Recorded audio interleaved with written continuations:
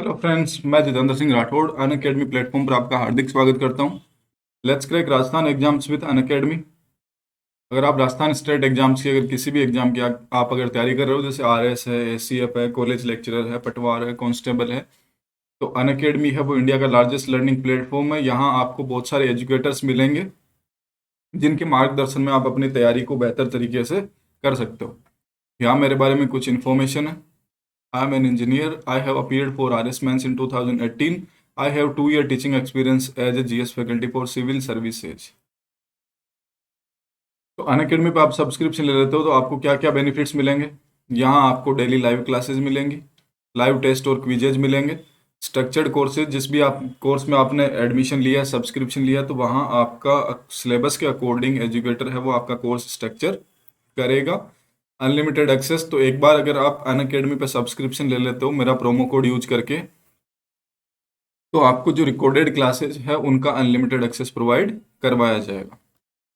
आप अपने मनपसंद के जो आपके एजुकेटर्स हैं उनकी क्लासेस मोबाइल या लैपटॉप से किसी भी जगह से आप ले सकते हो।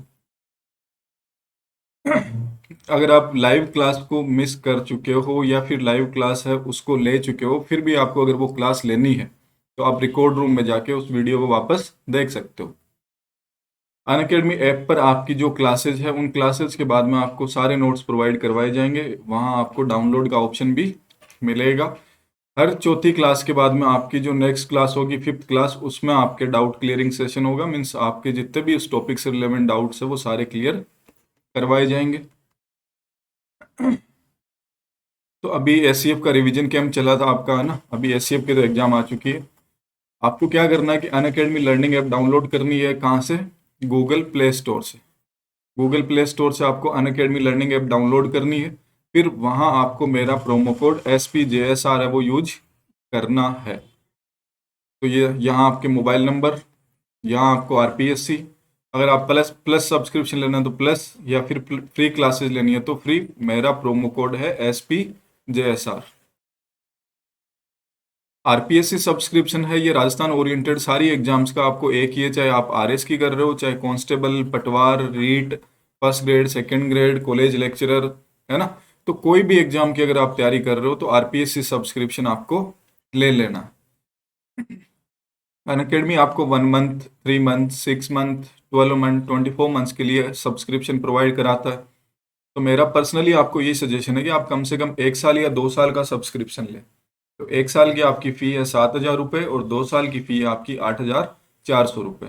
वहीं आप अगर मेरा प्रोमो कोड SPJSR यूज करते हो तो आपको 10% डिस्काउंट मिलेगा और आपकी फ़ी हो जाएगी 6,300 1 साल के लिए, और 2 साल की फ़ी हो जाएगी आपकी 7,560 रुपये। ध्यान रहे, मेरा प्रोमो कोड है SPJSR। आपकी जो फ्री क्लासेज और प्लस क्लासेज में क्या क्या डिफरेंसेस है। फ्री क्लासेज में आपका लिमिटेड सिलेबस कवर, जबकि प्लस क्लास पे आपका सारा कंप्लीट सिलेबस है वो कवर करवाया जाएगा। फ्री क्लासेज में आपके कभी कभी प्रैक्टिस टेस्ट होंगे, जबकि प्लस क्लास पे आपके अनलिमिटेड प्रैक्टिस टेस्ट होंगे। फ्री क्लास है वहाँ आपको कभी कभी PDF और नोट्स वगैरह प्रोवाइड कराए जाएंगे, जबकि प्लस सब्सक्रिप्शन पे आपको अनलिमिटेड नोट्स और PDF है वो प्रोवाइड करवाई जाएगी। फ्री क्लासेस में आपके लिमिटेड डाउट सॉल्यूशन, जबकि प्लस पे आपके सारे डाउट्स और सॉल्यूशंस है वो आपके टॉप एजुकेटर्स के द्वारा करवाए जाएंगे। ऐप पर अभी कुछ जैसे कोर्सेज है वो स्टार्ट होने हैं आपके, जैसे SI का नोटिफिकेशन आ चुका है, फॉर्म भरे जा रहे हैं। तो आपका SI बैच है वो प्रारंभ होगा आपका 15 फेब से। मीन्स आज से ही आपका जो बैच है वो प्रारंभ हो रहा है। रीट लेवल सेकंड के लिए आपका क्रैश कोर्स है वो प्रारंभ होगा साइंस 15 फेब से। रीट लेवल सेकंड SSC के लिए जैसे आपका सोशल स्टडीज है उसके लिए आपका 15 फेब से। और अगर आप RS की तैयारी कर रहे हो तो विजय आपका कोर्स है वो प्रारंभ होगा प्रीलिम्स प्लस मेंस दोनों के लिए 15 फेब से। तो उससे आप जुड़ सकते हो और मेरा प्रोमो कोड यूज करोगे आप SPJSR। तो ये सारे कोर्सेज है, इनमें आपको 10% डिस्काउंट मिलेगा और ये 10% डिस्काउंट आपको 1 मार्च तक ही मिलेगा। फिर ये आपका जो 10% डिस्काउंट कितना हो रहा है? 5%। तो 1 मार्च से पहले पहले आप सारे कोर्सेज है उनका सब्सक्रिप्शन ले लेना। जैसे आपके RS फाउंडेशन बैच में आपके ये टॉप एजुकेटर्स है वो आपको पढ़ाएंगे। SI बैच में आपके ये टॉप एजुकेटर्स है वो आपको पढ़ाएंगे। रीट लेवल सेकंड के लिए आपको ये सारे एजुकेटर्स हैं। रीट लेवल सेकंड ये सोशल स्टडीज और ये साइंस मैथ्स। ठीक। तो जैसे अभी मैंने बताया 1 मार्च से आपका जो डिस्काउंट है वो 10% से घट के कितना 5% होने वाला है। तो आपको अगर सब्सक्रिप्शन लेना है तो मेरा प्रोमो कोड है SPJSR, वो यूज करके आप सब्सक्रिप्शन ले सकते हो।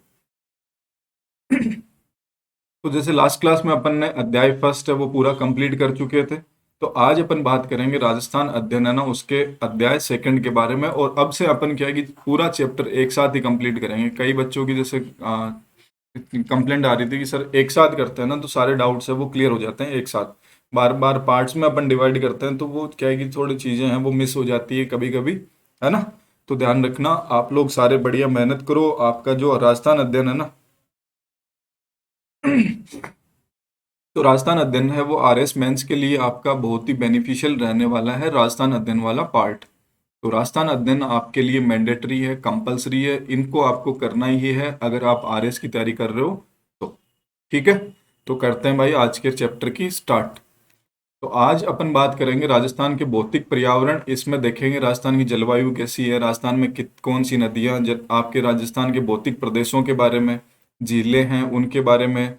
तो राजस्थान का पूरा भौतिक पर्यावरण है ना उसके बारे में बात करेंगे। भाई राजस्थान को कितने पार्ट्स में डिवाइड कर रखा है जलवायु के संबंध में, या फिर वैसे राजस्थान का भौतिक वर्गीकरण है वो कितने भागों में किया गया।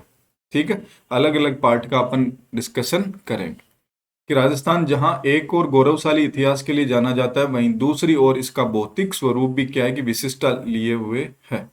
कि कहीं आपका रेगिस्तानी पार्ट है ना, मरुस्थलीय पार्ट है, कहीं आपका सॉरी कहीं आपका मरुस्थलीय पार्ट है, कहीं आपका पर्वतीय प्रदेश है जैसे अरावली, कहीं आपके मैदानी पार्ट है, और कहीं आपके हैं पठारी भाग जैसे हाड़ौती पठार।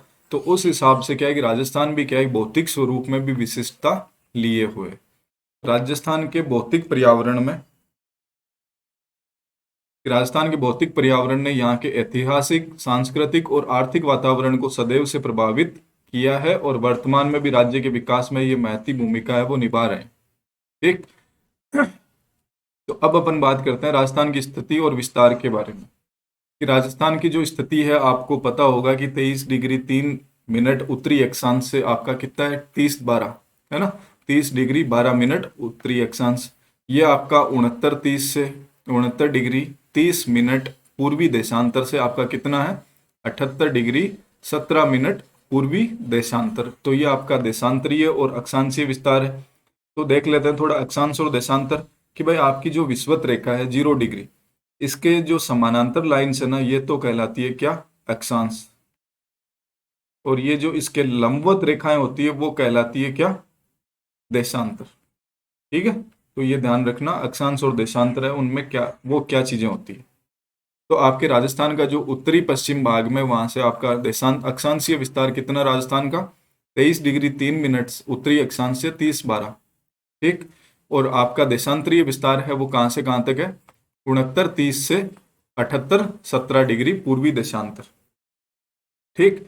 राजस्थान से जो कर्क रेखा है आपकी, कर्क रेखा आपकी होती है जो विषुवत रेखा है इक्वेटर है उसके जो उत्तर में पार्ट जो आपकी रेखा है 23.5 डिग्री वो है आपकी कर्क रेखा, और इसके जो दक्षिण में 23.5 डिग्री है वो कहलाती है आपकी क्या मकर रेखा, है ना। तो राजस्थान से आपकी जो कर्क रेखा है वो डूंगरपुर, यहाँ है आपका डूंगरपुर और यहाँ है आपका बांसवाड़ा, तो इन दो जिलों से होकर गुजरती है। तो आपकी जो कर्क रेखा है 23.5 डिग्री उत्तरी अक्षांश, ये राजस्थान के बांसवाड़ा डूंगरपुर जिलों से होकर गुजरती है। अब राज्य की आपको पता है कि अंतर्राष्ट्रीय सीमा है वो आपके यहाँ से लेके यहाँ तक पूरी जो अंतर्राष्ट्रीय सीमा है वो लगती है। तो अंतर्राष्ट्रीय सीमा किससे लगती है एक ही देश के साथ लगती है आपकी पाकिस्तान, और वो कितनी 1070 किलोमीटर। ठीक है। तो राज्य की जो पश्चिमी सीमा है वो भारत पाकिस्तान सीमा बनाती है, वो आपकी कितनी किलोमीटर 1070 किलोमीटर। राज्य के आपको पता ही है कि पंजाब, हरियाणा, उत्तर प्रदेश, मध्य प्रदेश और गुजरात है, इन राज्यों से राज्य की वो सीमा लगती है। ठीक है। तो आपसे पूछ ले कि निम्न में से किस राज्य से राजस्थान की सीमा नहीं लगती, यहाँ दे दे आपके दिल्ली दे दे, ठीक, और फिर छत्तीसगढ़ दे दे, बिहार दे दे, कोई सा भी दे दे, महाराष्ट्र दे दे। तो आपको ध्यान रखना है गुजरात, मध्य प्रदेश, उत्तर प्रदेश, हरियाणा और पंजाब राज्यों से राजस्थान की सीमा लगती है, और वो कितनी है 4820 किलोमीटर। ठीक है। 4,850 किलोमीटर है, सॉरी।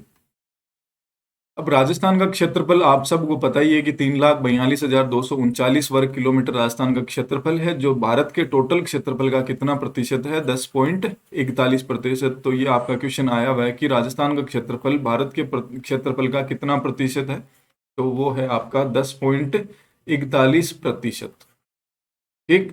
क्षेत्रफल की दृष्टि से भारत का सबसे बड़ा राज्य कौन सा, आपका राजस्थान।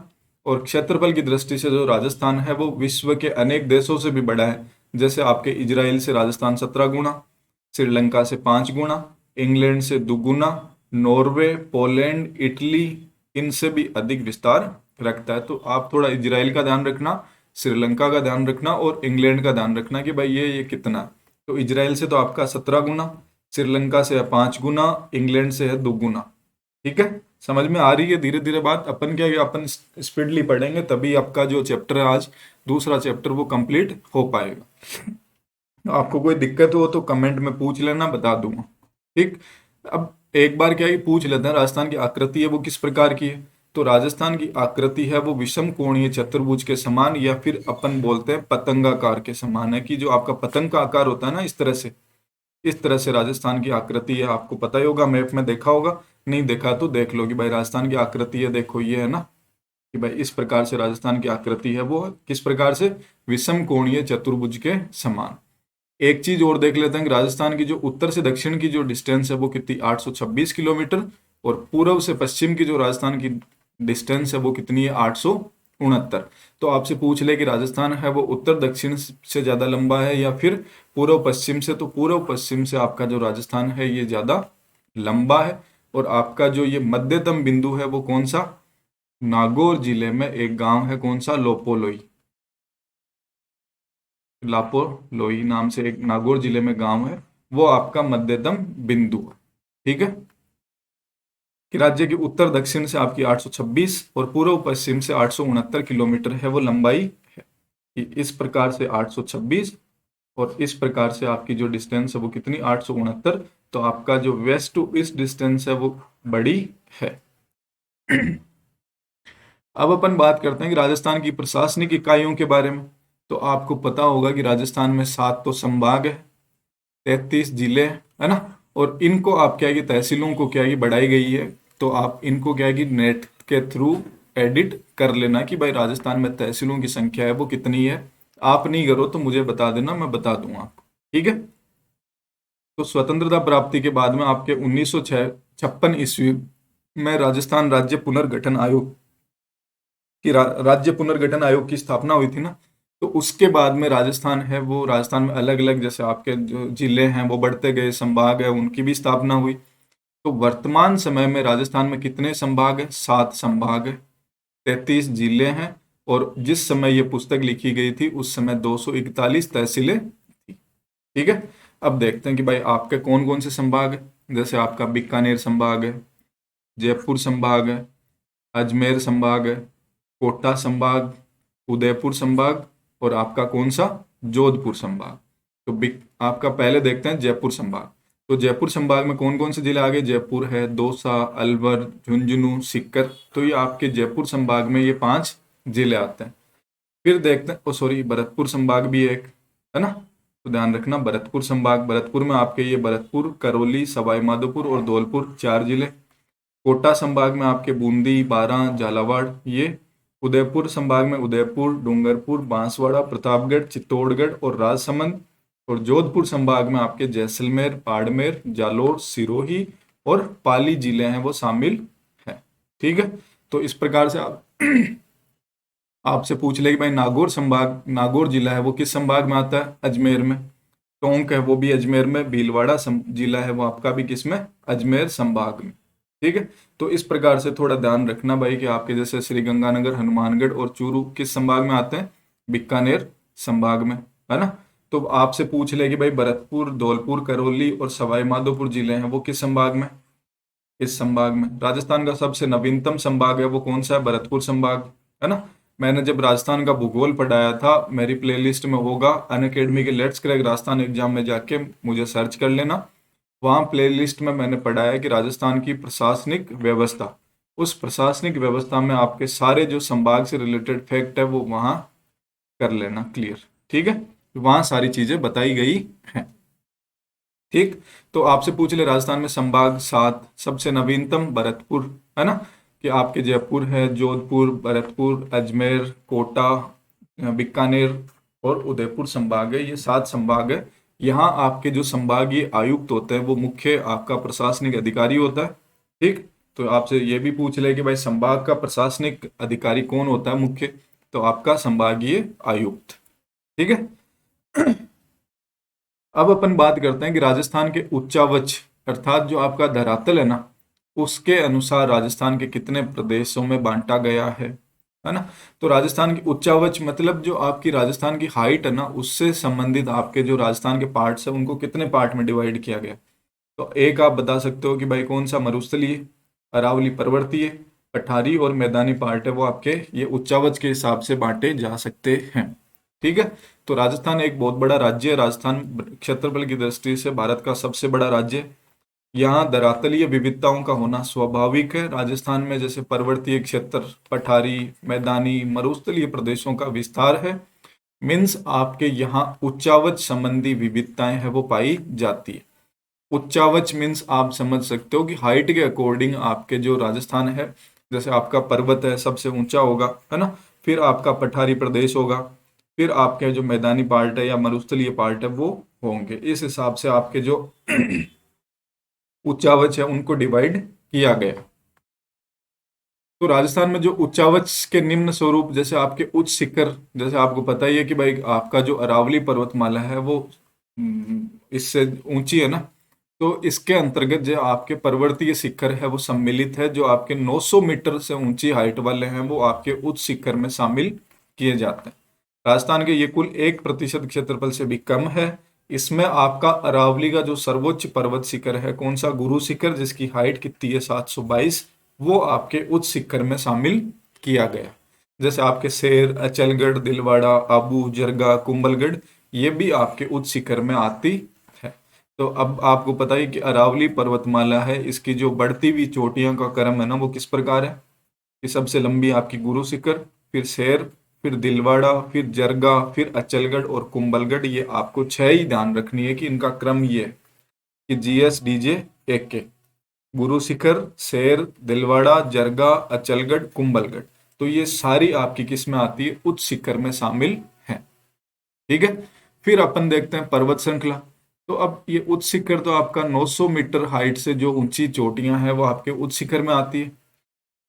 पर्वत श्रृंखला में आपके कौन से आते हैं, जिनकी हाइट है आपकी 600 से 900 मीटर की जो हाइट वाले पर्वत श्रेणियां हैं वो आपकी पर्वत श्रृंखला में आती है। इनके अंतर्गत राजस्थान का 6% भाग है वो विस्तृत है। संपूर्ण अरावली पर्वतमाला है वो इसमें सम्मिलित है। जो अरावली पर्वतमाला है वो आपकी किससे, साउथ वेस्ट से नॉर्थ ईस्ट की तरफ इसका वो क्रमिक रूप से आप विस्तार बता सकते हो। आपकी अरावली पर्वतमाला का विस्तार है वो किस दिशा से किस दिशा की ओर है, साउथ वेस्ट से आपके नॉर्थ ईस्ट, है ना, दक्षिण पश्चिम से उत्तर पूर्व की ओर इसका विस्तार है। अरावली पर्वतमाला का सर्वाधिक विस्तार आपका सिरोही, उदयपुर, राजसमंद और अजमेर जिलों में। ठीक, इसके पश्चात जयपुर और अलवर जिलों में इन श्रेणियों का जैसे अक्रमिक मतलब जैसे खंडों में ये आपकी विभाजित है। फिर अपन बात करते हैं कि उच्च भूमि और पठारी प्रदेश। तो इनका विस्तार है अरावली के दोनों तरफ, उत्तर पूर्व और दक्षिण पश्चिम भागों में तथा दक्षिण पूर्वी पठारी क्षेत्रों में आपका इसका विस्तार है। तो 900 मीटर से ऊंचे थे उनको तो उच्च शिखर, फिर 600 से जो आपके 900 मीटर हाइट थे उनको बोलते थे पर्वत श्रेणी, पर्वत श्रृंखला। अब क्या है कि जैसे 300 से 600 मीटर की जो हाइट वाले प्रदेश है उनको बोलते हैं अपन उच्च भूमि या पठारी क्षेत्र। ठीक है, तो आपके इस क्षेत्र में समुद्र तल से आपकी हाइट कितनी है, 300 से 600 मीटर, और ये राजस्थान के लगभग 21% क्षेत्र में फैला हुआ है। तो आपका ये कितने क्षेत्र में, 1%, ये आपका कितने क्षेत्र में, 6%, और ये आपका कितने क्षेत्र में फैला हुआ है, 31% क्षेत्र में आपका ये फैला हुआ।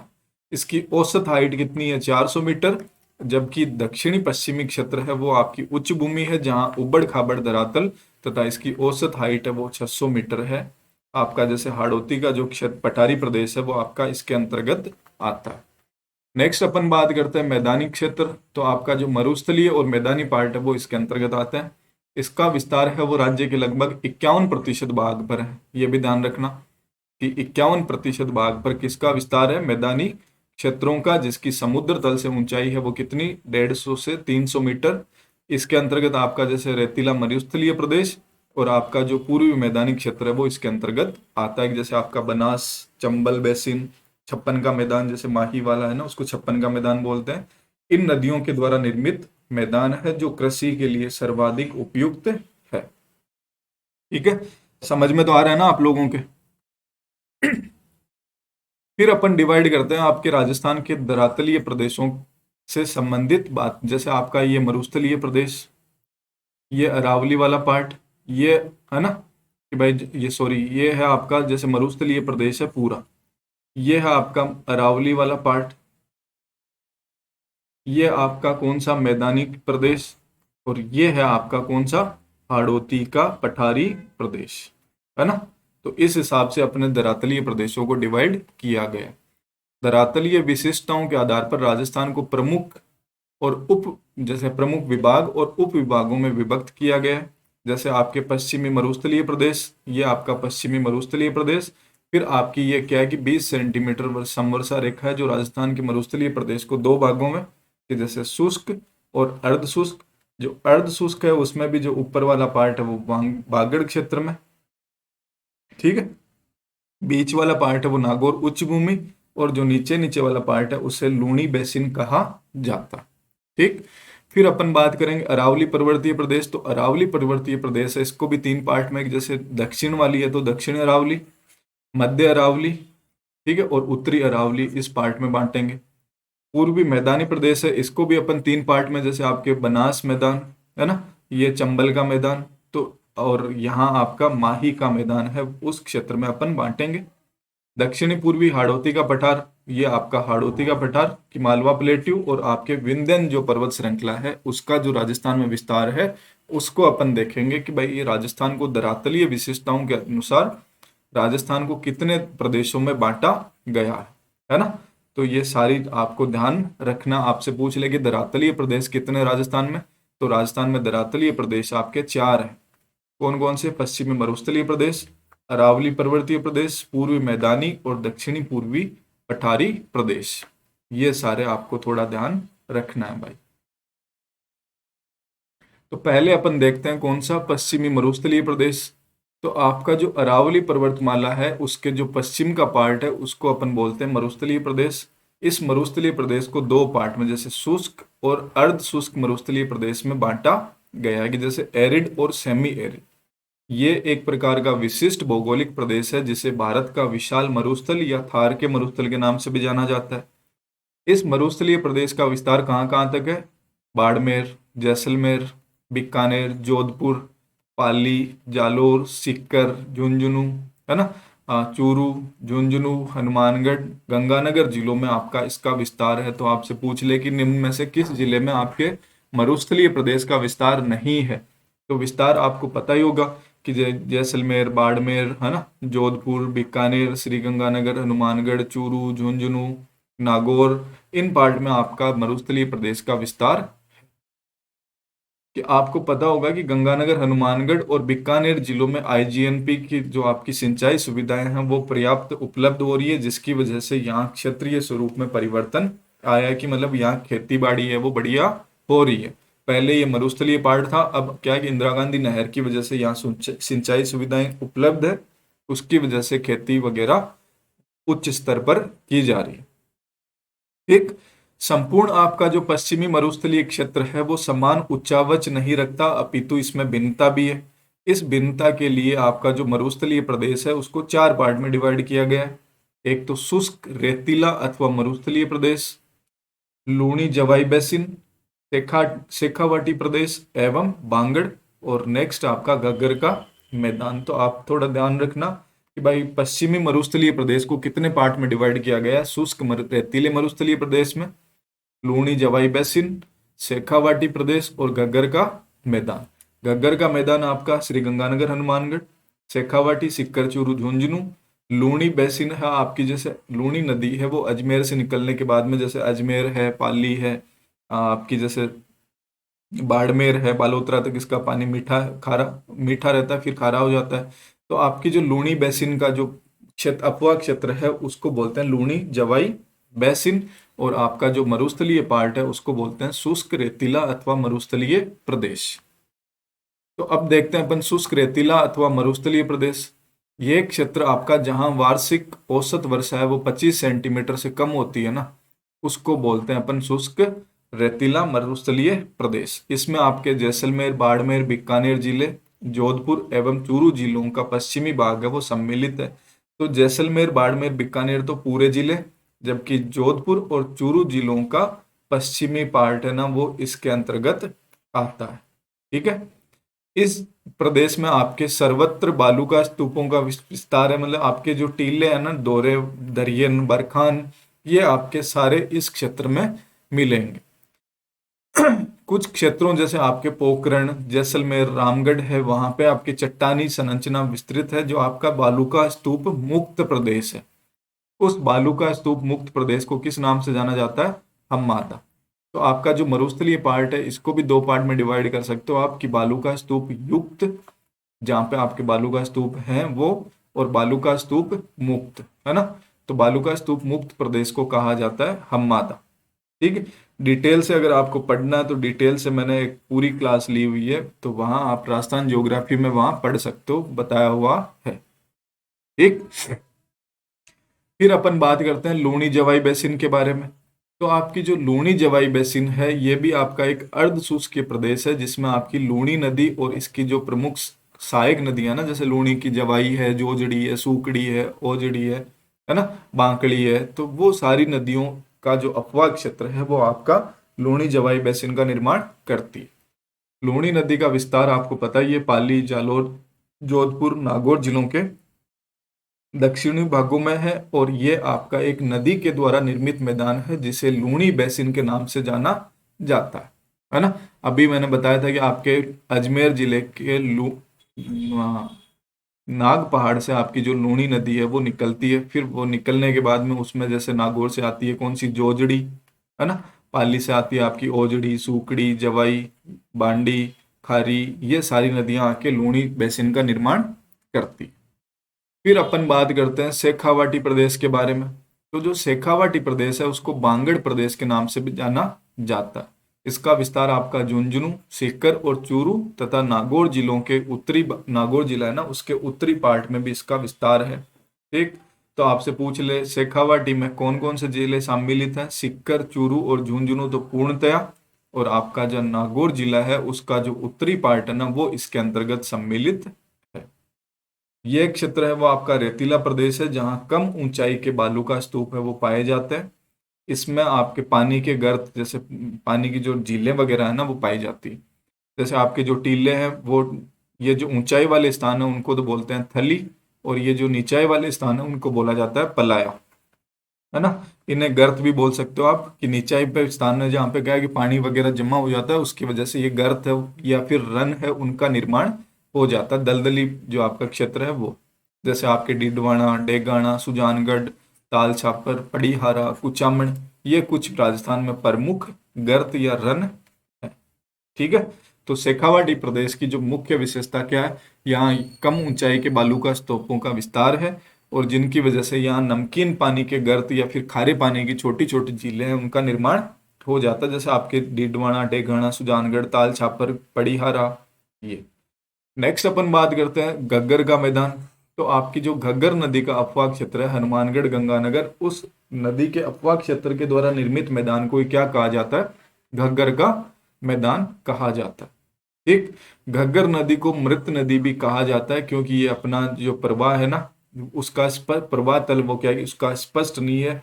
बारिश के समय तो ये क्या है अपना पानी पाकिस्तान तक ले जाती है, और बारिश नहीं होती तो ये क्या है हनुमानगढ़ जिले में जो बटनेर दुर्ग है वहां ये समाप्त हो जाती है, तो उसकी वजह से इसे बोलते हैं मृत नदी।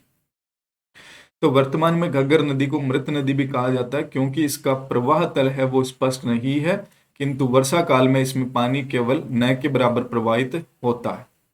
ठीक। सॉरी, कि आपकी वर्षा काल में इसमें जो पानी है ना बहुत ज्यादा प्रवाह होता है, इसकी वजह से बाढ़ भी आ जाती है इस क्षेत्र में।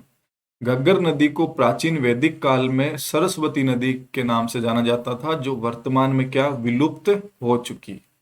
ये संपूर्ण आपका मैदानी क्षेत्र है जो वर्तमान में कृषि क्षेत्र बन गया है। कि आपको पता ही है कि श्रीगंगानगर को धान का कटोरा कहा जाता है ना। तो घग्गर नदी का जो अपवाह क्षेत्र है, बड़ा ही उपजाऊ पार्ट है, तो वहां आपकी खेती है वो ज्यादा की जाती है। ठीक, तो अपन ने देख लिया मरुस्थलीय प्रदेश। नेक्स्ट अपन बात करेंगे अरावली पर्वतीय प्रदेश के बारे में। जो अरावली पर्वतीय प्रदेश है यह भी एक तरह से राजस्थान का विशिष्ट भौगोलिक प्रदेश है। जो अब आपसे पूछ ले अरावली की विशेषताएं, तो अरावली क्या है कि प्राचीनतम पर्वत श्रेणी है जो राजस्थान के उत्तर पूर्व से दक्षिण पश्चिम तक फैली हुई है। ये पर्वत श्रेणियां जैसे आपके गुजरात से लेकर दिल्ली तक इसका विस्तार है। टोटल इसकी अरावली पर्वत श्रेणी का डिस्टेंस कितनी है, 692 किलोमीटर। और राजस्थान में कितनी है ये, 550 किलोमीटर इसका राजस्थान में विस्तार है। अरावली प्रदेश पर्वतीय प्रदेश है वो राजस्थान के 7 जिलों जैसे सिरोही, उदयपुर, राजसमंद, अजमेर, जयपुर, दौसा, अलवर, इन आप जिलों में अरावली पर्वतमाला का विस्तार है। अरावली पर्वतमाला को 3 प्रमुख उप प्रदेशों में बांटा गया है, जैसे आपकी दक्षिणी अरावली, मध्य अरावली और उत्तरी अरावली। जो आपका दक्षिणी अरावली है उसमें आपके जो सिरोही, उदयपुर, राजसमंद जिले हैं वो सम्मिलित है। ठीक, सबसे ऊंचाई आपकी जो वो इसी प्रदेश में आपकी पाई जाती है अरावली पर्वतमाला की। ठीक, तो जो आपका दक्षिणी अरावली प्रदेश है इसमें सिरोही, उदयपुर, राजसमंद जिले सम्मिलित है। ये प्रदेश आपका पूर्णतया पर्वतीय प्रदेश है जहां अरावली की श्रेणियां हैं वो अत्यधिक सघन और उच्चता लिए हुए है। इस प्रदेश में आपकी अरावली पर्वतमाला के अनेक उच्च शिखर है वो सम्मिलित है, जिसमें आपका जैसे गुरु शिखर है ना, ये सम्मिलित है जिसकी हाइट आपकी 1722 मीटर है, जो सिरोही जिले के माउंट आबू क्षेत्र में स्थित है। इस अरावली पर्वतमाला की कुछ अन्य चोटियां जैसे शेर है, अचलगढ़ है, दिलवाड़ा है, आबू है, ऋषिकेश है, वो भी आपकी यही स्थित है। कहाँ पे, ये सिरोही जिले की कुछ प्रमुख चोटियां थी। आपकी जैसे उदयपुर राजसमंद है, यहाँ भी आपके सर्वोच्च शिखर जैसे जरगा पर्वत है वो पाया जाता है। कुंभलगढ़ है, लीलागढ़ है, कमलनाथ की पहाड़ियाँ, सज्जनगढ़, तो ये आपके उदयपुर राजसमंद जो वाला बेल्ट है उसमें पाई जाती है। कुंभलगढ़ और गोगुंदा के बीच में आपका एक पठारी प्रदेश है, उससे बोला जाता है बोराट का पठार। तो ये बोराट का पठार पूछ ले आपसे तो बता देना कुंभलगढ़ और गोगुंदा, यानी जो कुंभलगढ़ वो कहाँ है, राजसमंद, और गोगुंदा कहाँ है आपका, उदयपुर में। तो इस उदयपुर और कुंभ राजसमंद के बीच का जो पठारी प्रदेश है उसको बोला जाता है क्या, बोराट का पठारी प्रदेश। फिर बात करते हैं अपन मध्य अरावली। तो ये आपका अजमेर और राजसमंद वाला जिला है ना, वहां आपका अरावली पर्वतमाला का विस्तार है। जैसे आपका राजसमंद और अजमेर, इन दोनों के जो बॉर्डरिंग एरियाज में जो आपकी पर्वत श्रेणियां हैं उसको बोला जाता है मध्य अरावली। ये आपके अजमेर जिले में, मुख्यतः अजमेर जिले में पाई जाती है ना। इसमें पर्वत श्रेणियों के साथ साथ संकीर्ण जैसे घाटियां और समतल स्थल भी है। जैसे अजमेर में आपकी जो तारागढ़ पहाड़ी है वो आपकी मध्य अरावली का ही पार्ट है। पश्चिम में सर्पिलाकार आपकी नाग पहाड़ी है जहां से आपकी लूणी नदी निकलती है। ब्यावर तहसील में अरावली के 4 दर्रे स्थित है, जैसे आपका नाम क्या क्या है, बर, परवेरिया, शिवपुर, सूराघाट और देबारी। तो ये आप ध्यान रखना, इन चारों पांचों दर्रों के तो नाम आपको ध्यान रखना ही है। क्यों, क्योंकि राजस्थान अध्ययन में ये आए हुए हैं, तो आपका एग्जामिनर वो यहाँ से ही क्वेश्चन देगा कि मध्य अरावली में ब्यावर में स्थित कौन सा दर्रा नहीं है या कौन सा दर्रा है। तो बर दर्रा, परवेरिया दर्रा, शिवपुर घाट दर्रा है ना, सूरा घाट दर्रा और देबारी दर्रा है वो आपका कहाँ, मध्य अरावली में ब्यावर में स्थित है। उत्तरी अरावली में जो आपका अलवर है, दौसा है, जयपुर है, सिक्कर है, वो पार्ट आपका किस में आ जाता है, उत्तरी अरावली प्रदेश में। इस क्षेत्र का विस्तार आपका जयपुर, दौसा, अलवर जिलों में। इसकी जो श्रेणियां है ना वो कंटिन्यू नहीं होकर क्या है कि दूर दूर तक है। इसमें जैसे आपकी शेखावाटी की पहाड़ियां, तोरावाटी की पहाड़ियां, जयपुर और अलवर की पहाड़ियां। इस क्षेत्र की जो पहाड़ियां हैं उनकी हाइट कितनी है, 450 से 750 मीटर। और इस प्रदेश की सबसे जो आपकी प्रमुख चोटी है, उच्च चोटी है, वो कौन सी है, रघुनाथगढ़, जो कहाँ है, सिक्कर जिले में। तो आपसे पूछ ले कि नॉर्थ अरावली की सबसे ऊंची चोटी है वो कौन सी है? रघुनाथगढ़, जो कहाँ है? सिक्कर जिले में, 1055 मीटर। अन्य चोटियां जैसे आपकी बैराट है, खो है ना, जयगढ़ है, नाहरगढ़ है, अलवर किला है, जैसे आपका बिलाली है। तो ये आपकी उत्तरी अरावली प्रदेश के कुछ प्रमुख चोटियां, जैसे रघुनाथगढ़ है, बैराट है, खो है ना, बोबाई है। ये आपकी कहाँ, किस प्रदेश में आपकी अरावली की प्रमुख चोटियां हैं? उत्तरी अरावली प्रदेश की चोटियां। फिर अपन बात करते हैं पूर्वी मैदानी प्रदेश के बारे में। तो जो पूर्वी मैदानी प्रदेश है ये राजस्थान का, जैसे आपका कृषि के लिए आप बोल सकते हो कि राजस्थान में सबसे ज्यादा आपका खेती या उपजाऊ मैदान वो किस क्षेत्र में पाए जाते हैं? पूर्वी मैदानी प्रदेश में ही पाए जाते हैं। तो राजस्थान का पूर्वी प्रदेश एक मैदानी प्रदेश है जो अरावली के पूर्व में विस्तृत है। इसके अंतर्गत आपके भरतपुर, अलवर, धौलपुर, करौली, सवाई माधोपुर, जयपुर, दौसा, टोंक, भीलवाड़ा जिले हैं वो सम्मिलित है। ये एक प्रकार का नदी बेसिन है, अर्थात नदियों के द्वारा जमा की गई मिट्टी से इस प्रदेश का निर्माण हुआ है। तो आपसे पूछ ले कि राजस्थान में कौन सा पार्ट है वो नदी बेसिन है, तो नदी बेसिन कौन सा पार्ट है? आपका पूर्वी मैदानी प्रदेश। ठीक है, तो ध्यान रखना भाई आपका। आपका जो पूर्वी मैदानी प्रदेश है उसके 3 उप प्रदेश है। कौन कौन से? बनास बाणगंगा बेसिन, चंबल बेसिन, मध्य बेसिन या फिर छप्पन का मैदान। जैसे आपकी बनास और बाणगंगा नदियों के द्वारा आपका मैदानों को निर्माण किया गया उससे बोलते हैं बनास बाणगंगा। चंबल नदी के जो अपवा क्षेत्र वाला पार्ट है उसको बोलते हैं चंबल बेसिन। और माही नदी के द्वारा निर्मित मैदानी प्रदेश को किस नाम से जाना जाता है? मध्य माही बेसिन या छप्पन का मैदानी प्रदेश। तो जो बनास बाणगंगा बेसिन है ये बनास और उसकी जो सहायक नदियां है ना उसके द्वारा निर्मित एक विस्तृत मैदान है। जैसे बनास, उसकी सहायक नदियां कौन कौन सी?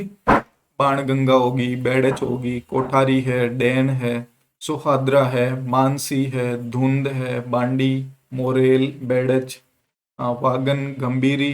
तो ये आपकी बनास की कुछ सहायक नदियां हैं, उनके द्वारा बनास बाणगंगा नदी बेसिन का निर्माण किया गया। ये विस्तृत मैदान है और समुद्र तल से इसकी ऊंचाई कितनी है? 150 से 300 मीटर। और इसका ढाल है वो किस तरफ है? पूर्व की तरफ।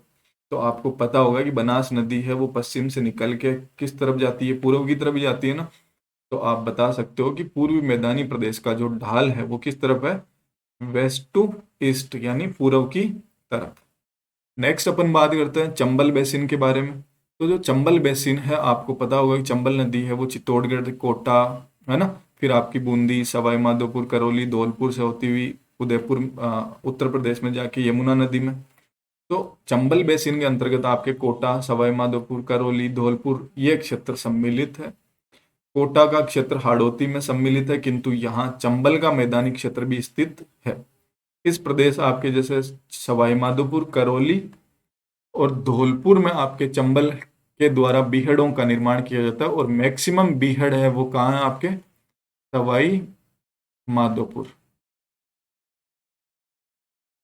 तो आपसे पूछ ले कि बीहड़ है वो चंबल नदी सर्वाधिक कहाँ बनाती है? तो चीज सबसे ज्यादा आपके बनाती है कहाँ? सवाई माधोपुर में। और आपका ये जो बीहड़ वाला पार्ट है वो अत्यधिक कटा फटा है, क्योंकि इसके मध्य समतल क्षेत्र है ना वो स्थित है। तो समतल पार्ट से ये प्रभावित होती है, तो ये अवनलिका अपर्दन के द्वारा उत्खात भूमि का निर्माण करती है, भाई ध्यान रखना। फिर अपन बात करते हैं माही बेसिन के बारे में। तो माही नदी के द्वारा निर्मित जो मैदानी प्रदेश है उसको बोला जाता है मध्य माही बेसिन। और आपके जो डूंगरपुर बांसवाड़ा है वहाँ ये माही बेसिन है वो 56 गांव है इसके चारों ओर। तो इसको बोलते हैं 56 का मैदान भी कहा जाता है। 56 की पहाड़ियां हैं वो आपकी कहाँ स्थित है? बाड़मेर में। और जो 56 का मैदान है वो कहाँ? डूंगरपुर बांसवाड़ा। इस मैदानी प्रदेश का विस्तार आपके उदयपुर के दक्षिण पूर्व में, जैसे डूंगरपुर, बांसवाड़ा, प्रतापगढ़ जिलों में। यह माही नदी का प्रवाह क्षेत्र है जो मध्य प्रदेश से निकलने के बाद में इस प्रदेश से गुजरती है। आपको पता होगा कि माही नदी है वो मध्य प्रदेश के महू झील से निकलने के बाद में, मेहंद झील से निकलने के बाद में डूंगरपुर, बांसवाड़ा, उदयपुर और फिर गुजरात में प्रवेश करती है ना। तो ये वही माही नदी है। माही नदी का जो अफवाह क्षेत्र है वो असमतल है यहाँ, क्योंकि छोटी मोटी पहाड़ी क्षेत्र भी है। यह क्षेत्र है वो पहाड़ियों से युक्त तथा कटापटा होने के कारण इसे स्थानीय भाषा में वागड़ नाम से भी जाना जाता है। तो वागड़ प्रदेश आपका डूंगरपुर, बांसवाड़ा आपको पता ही है। ठीक। प्रतापगढ़ और डूंगर बांसवाड़ा के मध्य 56 ग्राम समूह स्थित है, जिससे 56 का मैदान कहा जाता है। तो ध्यान रखना, 56 का मैदान है वो कहाँ स्थित है आपका, बांसवाड़ा और प्रतापगढ़ के मध्य 56 का मैदान है वो स्थित है। किसके द्वारा निर्मित है, माही बेसिन है वो वहां स्थित है। नेक्स्ट अपन बात करते हैं दक्षिणी पूर्वी पठारी प्रदेश अथवा हाड़ौती। तो राजस्थान का जो दक्षिणी पूर्वी पार्ट है, दक्षिणी पूर्वी पार्ट जिसमें आपका कोटा, बारां, झालावाड़, बूंदी, तो वहां आपके क्या है कि जैसे मालवा का पठार है ना, उसका विस्तार है, तो उस क्षेत्र को जाना जाता है हाड़ौती के पठार के रूप में। ये मालवा के पठार का ही विस्तार है, इसका विस्तार कोटा, बूंदी, झालावाड़ और बारां जिलों में है। तो आप ध्यान रखना, हाड़ौती में कौन कौन से जिले आते हैं, कोटा, बारां, बूंदी और झालावाड़। ठीक। इस क्षेत्र की आपकी औसत हाइट है वो कितनी है, 500 मीटर। यहाँ आपकी अनेक छोटी मोटी पर्वत श्रेणियां भी है, जैसे मुकुंदरा की पहाड़ियां, बूंदी की अड़ावल पर्वत, है ना। तो मुकुंदरा की पहाड़ियां, बूंदी की पहाड़ियां हैं वो आपकी इस क्षेत्र की प्रमुख पर्वत श्रेणियां हैं। यहाँ आपकी चंबल नदी, उसकी सहायक नदियां जैसे काली सिंध है, परवन है, पार्वती है, आहू है, ये आपकी चंबल की कुछ सहायक नदियां हैं जिनके द्वारा आपके चंबल नदी है वो कृषि के लिए मैदानी प्रदेश का निर्माण करती है। ठीक है। तो यहां तक समझ में आ गया आपको कि भाई मरुस्थलीय प्रदेश देख लिया अपन, अरावली पर्वतीय प्रदेश देख लिया, पूर्व मैदानी क्षेत्र देख लिया, हाड़ौती का पठारी प्रदेश देख लिया। अब अपन बात करते हैं कि राजस्थान में कुछ जो आपकी नदियां हैं ना, प्रवाह क्षेत्र या फिर अंत अफवाह क्षेत्र है ना, वो देखते हैं कि राजस्थान में जो नदियां हैं वो 3 प्रकार की है। एक तो बंगाल की खाड़ी में गिरने वाली नदियां, एक अरब सागर में गिरने वाली, और एक अंत प्रवाहित नदियां, मतलब जो किसी नदी या फिर सागर में नहीं मिलके आपके मरुस्थलीय प्रदेश या फिर झील में ही क्या हो जाती है, विलुप्त हो जाती है, उनको बोलते हैं अपन अंत प्रवाहित नदियां। जैसे आपकी ये लूणी है, साबरमती है, माही है, ये तो आपकी अरब सागरीय रेखा है ना, अरब सागर में गिर जाके गिरती है। फिर आपकी जैसे ये बनास है, चंबल है, ये सारी नदियां किस में जाके गिरती है, बंगाल की खाड़ी, है ना। कि बंगाल की खाड़ी जैसे आपकी यमुना नदी में मिलती है ये मैक्सिमम नदियां, तो वो बंगाल की खाड़ी का अफवाह तंत्र का निर्माण करती है। जैसे कांतली है ना, मंथा है, साबी है, आपकी फिर यहाँ कांकणी है। तो ये सारी जो आपकी अंत प्रवाह की नदियां हैं, तो आपकी ये कहीं ये यही विलुप्त हो जाती। ठीक है। तो ये ध्यान रखना, बंगाल की खाड़ी की, अरब सागर और अंत प्रवाही नदियों के बारे में अपन एक एक करके पढ़ेंगे। राजस्थान में जो वर्ष भर बहने वाली नदी है ना, वो एकमात्र कौन सी है, चंबल नदी है। राजस्थान के अफवाह तंत्र को अरावली पर्वत श्रेणियां निर्धारित करती है। जैसे अरावली पर्वत श्रेणी है ना, यहाँ आपकी अरावली पर्वत श्रेणी है, इसके जो पश्चिम से निकलेगी नदियां वो तो कहाँ, अरब सागर में जाके गिर जाएगी, और इसके जो पूर्व साइड से निकलने वाली नदियां वो कहाँ, बे ऑफ बंगाल यानी बंगाल की खाड़ी में जाके मिल जाएंगे, है ना, उसका निर्माण करती। तो पहले अपन देखते हैं कि बंगाल की खाड़ी में गिरने वाली नदियों के बारे में। जैसे आपकी चंबल है, बनास है, बाणगंगा है, ये आपकी बंगाल की खाड़ी का जो गिरने वाली नदियां ना, उनकी कुछ प्रमुख नदियां हैं, चंबल, बनास और बाणगंगा। बाकी जो नदियां हैं वो इनकी सहायक नदियां, जैसे बेड़च होगी, आहू, काली सिंध, परवन है, गंभीरी है, खारी है, डाई है ना, कोठारी है, वो सारी इनकी सहायक नदी हैं। तो अपन पहले सबसे पहले बात करते हैं चंबल नदी के बारे में। तो चंबल नदी को प्राचीन समय में किस नाम से जाना जाता था, चंबलनेवती नाम से जाना जाता था। चंबल नदी का जो उद्गम स्थल है वो कौन सा है, मध्य प्रदेश में महू के निकट जानापाव पहाड़ी, मानपुर के समीप, वहां से ये चंबल नदी है वो निकलती है। तो कहाँ से, मध्य प्रदेश में जानापाव पहाड़ियों से, है ना, महू नामक जगह है, वहां से ये आपकी चंबल नदी है वो निकलती। राजस्थान में ये कहाँ प्रवेश करती है, चित्तौड़गढ़ जिले में, चौरासीगढ़ से आपकी ये चंबल नदी है वो राजस्थान में प्रवेश करती है। तो राजस्थान में चौरासीगढ़ चित्तौड़गढ़ जिले के नगर निकट ये कोटा, बूंदी जिलों की सीमा बनाती हुई सवाई माधोपुर, करौली, धौलपुर जिलों से होते हुए ये इटावा उत्तर प्रदेश में यमुना नदी से मिल जाती है। आपकी जो चंबल नदी है उसके ऊपर 4 बांध बने हुए हैं, गांधी सागर, जवाहर सागर, राणा प्रताप सागर और कोटा बैराज।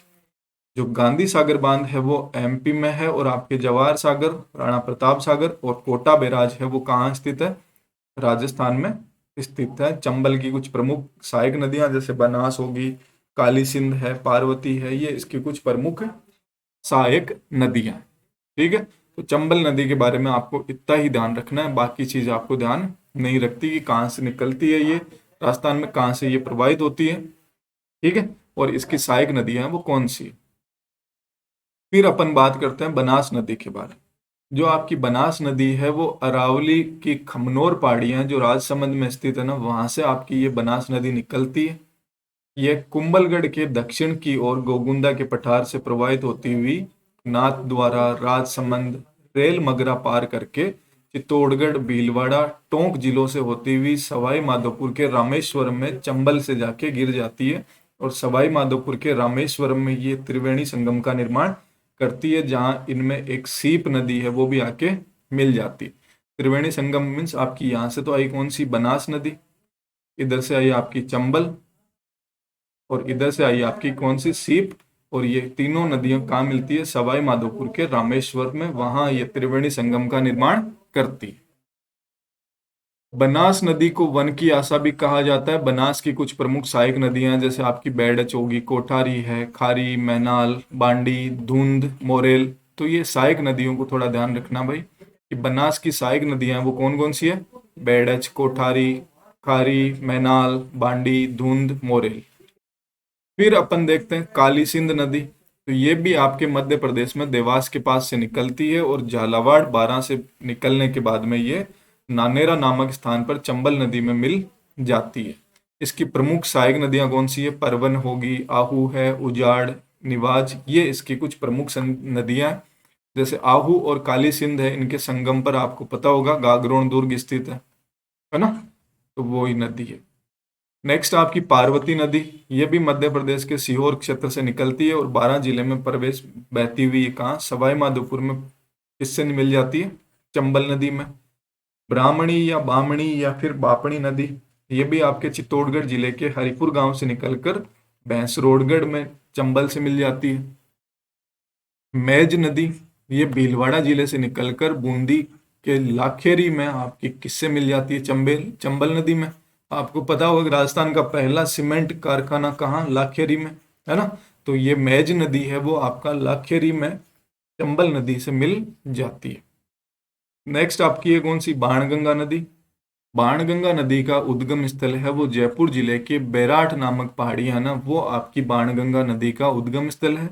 यहाँ से ये पूर्व की ओर बहती हुई सवाई माधोपुर जिले और इसके पश्चात ये भरतपुर जिले में प्रवाहित होती है, और इसका जल है वो चारों ओर फैल जाता है। इसका थोड़ा सा पानी है ना वो यमुना नदी में जाके मिल जाता है। ठीक है, तो ये थी आपकी कुछ बंगाल की खाड़ी की जो नदियां है ना, वो कौन कौन सी? चंबल होगी, बनास है आपकी, है ना, बाणगंगा है, पार्वती है, बामणी है, काली सिंध है, आहू है, बेडच है ना, कोठारी है, धुंध है, मोरेल है।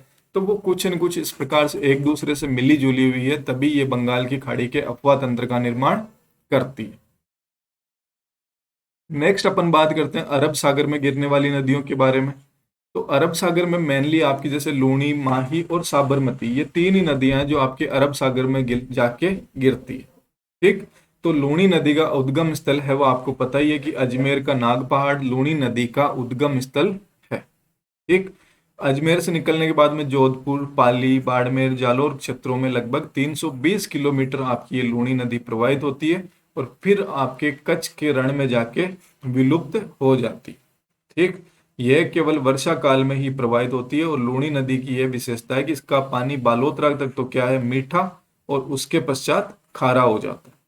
लूनी नदी की सहायक नदियां वो कौन सी है? जवाई, लीलड़ी, मीठड़ी, टूकड़ी, है ना, और बांडी, द्वितीय, सागी, ये प्रथम, द्वितीय, तृतीय, ये भी ध्यान रख लेना भाई। ठीक, तो लूनी नदी की कुछ प्रमुख सहायक नदियां थी। इसकी एकमात्र दाईं तरफ से मिलने वाली नदी कौन सी है? जोजड़ी। तो ये ध्यान रखना कि जोजड़ी है वो इस तरफ से मिलती है, बाकी सारी नदियां हैं वो इस तरफ से लूनी नदी में मिलती है। इस तरह से ये प्रवाहित होती। ठीक है, फिर अपन बात करते हैं माही नदी के बारे में। तो माही नदी आपको बताया था मध्य प्रदेश के महू के पहाड़ियों से निकलकर राजस्थान के बांसवाड़ा जिले में प्रवेश करती है। डूंगरपुर बांसवाड़ा जिले की सीमा बनाते हुए ये गुजरात में प्रवेश कर जाती है और कहाँ, खंबात की खाड़ी में गिर जाती है। बांसवाड़ा जिले में माही नदी पर माही बजाज सागर और पिचियाक बांध, सॉरी, माही बजाज सागर और कडाना बांध स्थित है। तो है ना, माही नदी पर आपका माही बजाज सागर बांध है वो स्थित है। माही नदी की कुछ सहायक नदियां जैसे सोम, जाखम, अनास, चाप, मोरेन। तो मोरेन है वो किसकी सहायक नदी है, माही नदी की। और जो मोरेल है वो किसकी सहायक नदी है, बनास नदी की। तो ये ध्यान रखना भाई कि मोरेन और मोरेन में कंफ्यूज मत हो जाना। मोरेल तो आपकी बनास नदी की, और आपकी कौन सी मोरेन है वो किसकी सहायक नदी है, माही नदी की सहायक नदी है। फिर अपन बात करते हैं साबरमती नदी के बारे में। तो उदयपुर जिले के दक्षिण पश्चिम से निकलकर ये उदयपुर और सिरोही जिलों में प्रवाहित होते हुए गुजरात में प्रवेश कर जाती है, खंबात की खाड़ी में जाके गिर जाती है। ठीक। और फिर स्टार्टिंग में ये आपकी जो साबरमती नदी है वो वाकल नदी के नाम से जानी जाती है। तो आपने देखा कि भाई अरब सागरीय अफवाह तंत्र का निर्माण कौन कौन सी नदियां, लूणी है ना, फिर लूणी है, माही, साबरमती, ये आपके अरब सागरीय अफवाह तंत्र का निर्माण करती है।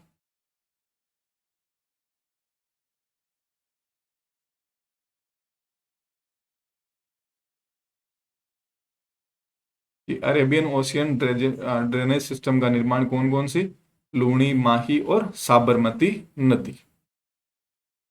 अब अपन बात करते हैं अंतः प्रवाहित नदियों के बारे में। कि अंतः प्रवाहित नदी मतलब आपके राजस्थान में अनेक छोटी नदियां इस प्रकार की है जो कुछ दूरी पर ही चलकर रेत अथवा भूमि में विलीन हो जाती है। इन्हें ही आप किस नाम से जाने जाते हो, अंतः प्रवाहित नदियां कहा जाता है। इसमें आपकी कौन कौन सी नदियां होगी, जैसे कांतली नदी, सॉरी, कांतली नदी, साबी नदी, कांकणी नदी, है ना, ये नदियां आपकी कौन सी है, अंतः प्रवाहित नदियां हैं वो कहलाती। जैसे कांतली नदी, ये सिक्कर जिले के खंडेला की पहाड़ियों से निकलती है। 100 किलोमीटर प्रवाहित होने के बाद में झुंझुनू सीमा पर ये जाके रेत में विलुप्त हो जाती है। तो ध्यान रखना, कांतली नदी के अपवाह क्षेत्र को तोरावाटी नाम से जाना जाता है। कांतली नदी के अपवाह क्षेत्र में ये आपकी जो गणेश्वर सभ्यता है, ताम्रयुगीन सभ्यता की जननी, वो आपकी कांतली नदी के किनारे ही स्थित है। साबी नदी, साबी है वो जयपुर की सेवर पहाड़ियों से निकलकर बानासुर, बहरोड, किशनगढ़, मंडावर और तिजारा तहसीलों से बहती हुई हरियाणा में जाके विलुप्त हो जाती है। कांकणी या कांकने या मसूरदी नदी, वो आपके जैसलमेर से 27 किलोमीटर दूर कोटरी गांव से निकलकर कुछ दूर बहने के बाद में ही विलुप्त हो जाती है। जैसे बताया जाता है कि जैसलमेर में जो बुज झील है वहां जाके ये विलुप्त हो जाती है। नेक्स्ट आपकी कौन सी, घग्गर नदी। तो घग्गर नदी है वो एक प्रकार की विशिष्ट नदी है जिसे प्राचीन सरस्वती नदी का अवशेष माना जाता है। इसमें अगर ढंग से पानी आ गया तो पाकिस्तान के कहाँ पाकिस्तान के फर्क, पाकिस्तान तक चली जाती है ये, और नहीं तो क्या है कि ये हनुमानगढ़ में ही विलुप्त हो जाती है। तो यह नदी है वो आपकी हरियाणा से निकलकर हनुमानगढ़, गंगानगर में ही आपके सूरतगढ़ और अनूपगढ़ से होते हुए पाकिस्तान में चला जाता है इसका पानी। और वर्षा काल में जल आता है तो सर्वत्र फैल जाता है। इस नदी को मृत नदी के नाम से भी जाना जाता है। ठीक। और इस नदी के जो तल है उसको स्थानीय भाषा में किस नाम से, नाली के नाम से जाना जाता है। उक्त अंतर प्रवाहित नदियों के अतिरिक्त बाणगंगा, सांबर झील की जो आंतरिक प्रवाहित नदियां, जैसे सांबर झील में कौन कौन सी, रूपनगढ़ है, मंथा है ना, खारी है, ये कुछ नदियां सांबर झील में भी आके मिलती है, तो उनको भी अंतर प्रवाहित नदियों में शामिल किया जाएगा। अब देखते हैं अपन राजस्थान की झीलें। तो राजस्थान में अनेक झीलें हैं, जैसे खारे पानी की और मीठे पानी की।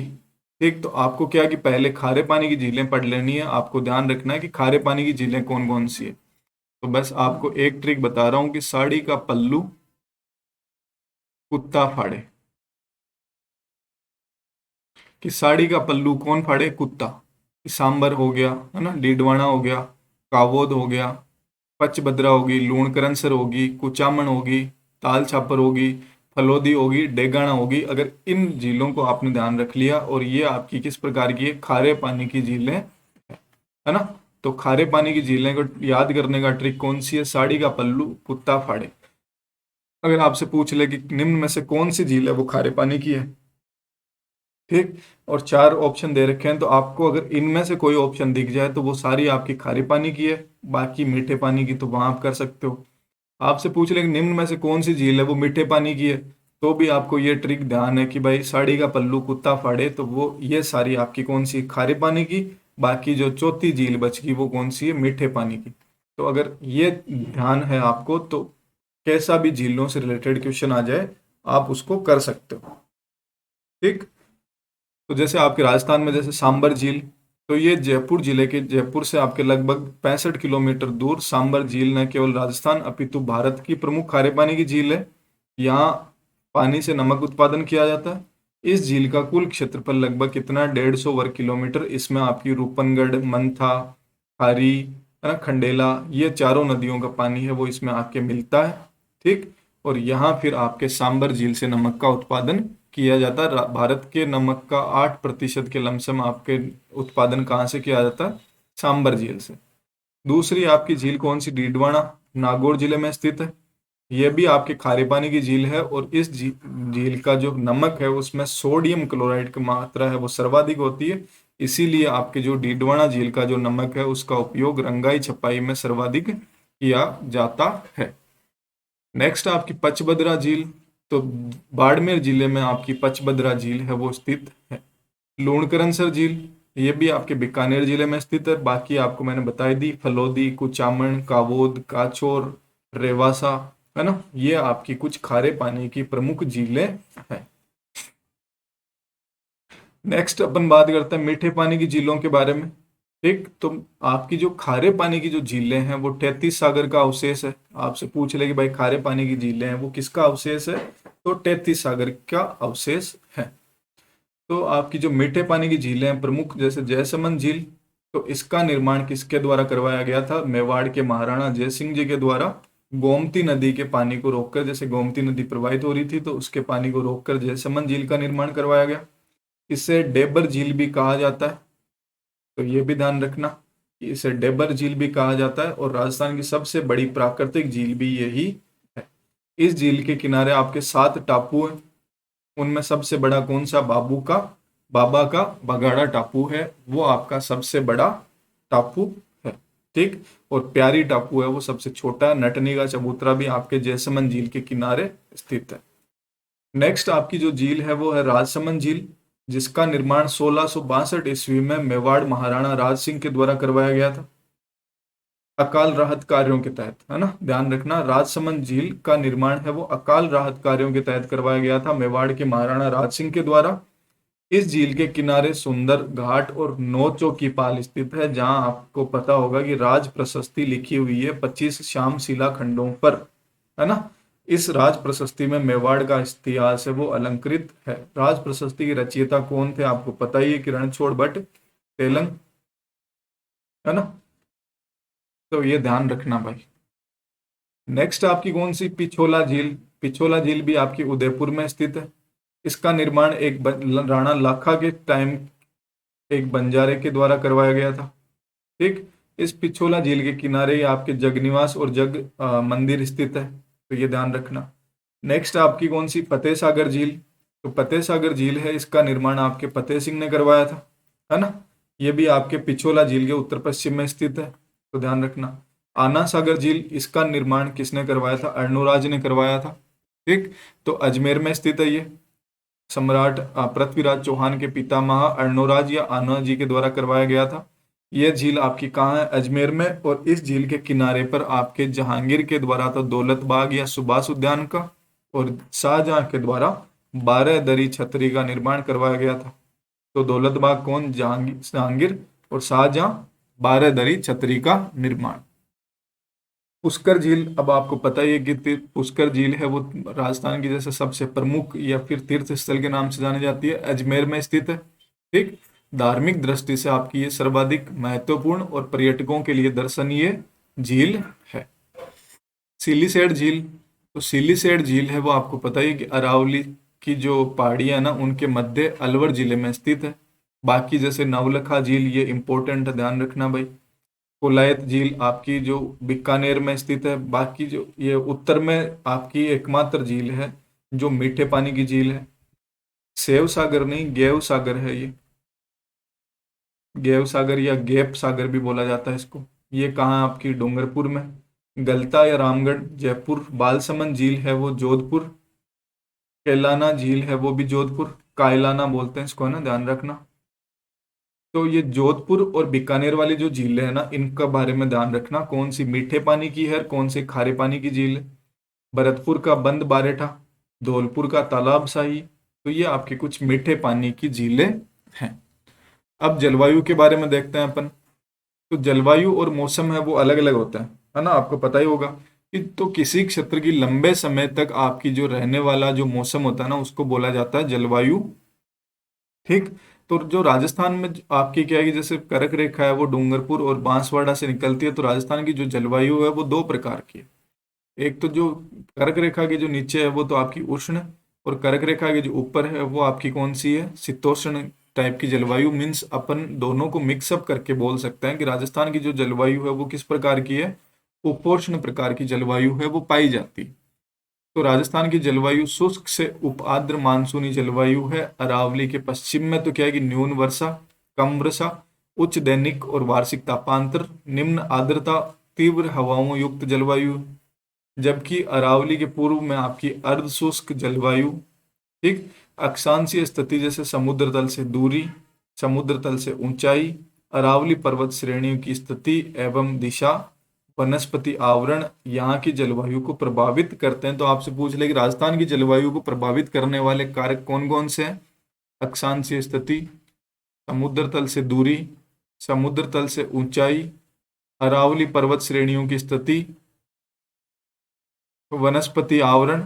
ये आपके 4 पॉइंट है वो अरावली यानी राजस्थान की जलवायु को प्रभावित करते हैं। अब आपसे पूछ ले कि राजस्थान की जलवायु की विशेषताएं कौन सी है। तो राजस्थान की जलवायु की विशेषता, राजस्थान की जलवायु शुष्क एवं अर्ध शुष्क जलवायु की प्रधानता। यहाँ अपर्याप्त और अनिश्चित वर्षा, वर्षा का असमान वितरण, अधिकांश वर्षा आपके जून से सितंबर तक, और वर्षा की परिवर्तनशीलता एवं न्यूनता के कारण यहाँ सूखा एवं अकाल की स्थिति है वो रहती है। तो प्रभावित करने वाले कारक तो आपके कौन से हो गए, 4 कारक ये हो गए। और विशेषताएं पूछ ले तो ये बता देना कि शुष्क एवं अर्ध शुष्क जलवायु पाई जाती है। अपर्याप्त और अनिश्चित वर्षा होती है राजस्थान में। वर्षा का वितरण है वो असमान है। अधिकांश वर्षा है वो आपके मानसूनी टाइम, मतलब आपका जो जून से सितंबर वाला टाइम है उसमें होती है। और कम वर्षा होने के कारण यहाँ सूखे और अकाल की स्थिति है वो पाई जाती है। तो ये ध्यान रखना भाई। राजस्थान की जलवायु का ऋतु प्रारूप, तो आपकी जो ऋतुएं होती है ना, 4 ऋतु, ग्रीष्म ऋतु, वर्षा ऋतु और शीत ऋतु होती है ना, आपकी 3 ही होती है, सॉरी।